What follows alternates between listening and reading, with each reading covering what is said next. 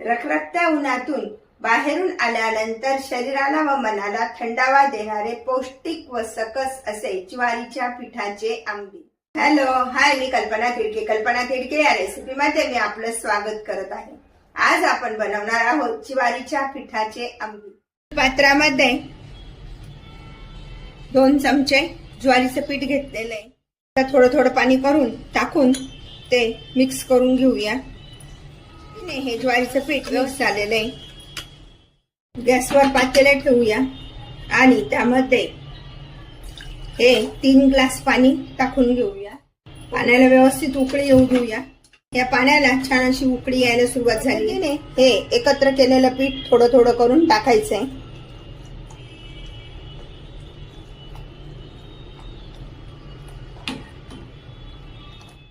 हे पीठ व्यवस्थित शिजून घेऊया। हे पीठ असं थोडंसं हलवून घ्यायचंय। ज्वारीचं पीठ शिजतंय तोपर्यंत एक तडका करून घेऊया।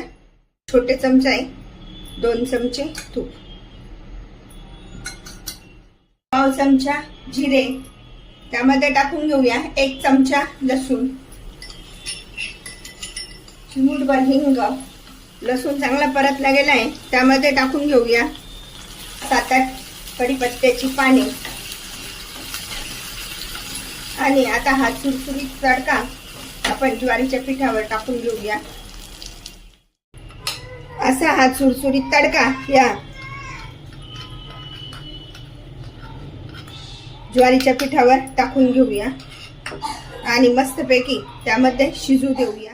गरम असतानाच त्यामध्ये टाकून घेऊया 1 चमचा मीठ,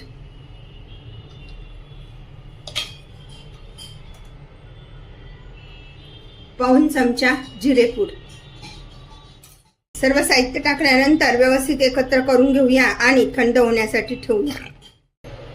शिजवलेल्या ज्वारीचं पीठ आपण थंड होण्यासाठी ठेवलंय। तोपर्यंत हे अर्धी वाटी दही घेतलेलं आहे, तर ते थोडंसं फेटून घ्यायचं, जास्त पण नाही फेटायचं। एकदम असा नॉर्मल हे द्यायचंय, गरका द्यायचंय।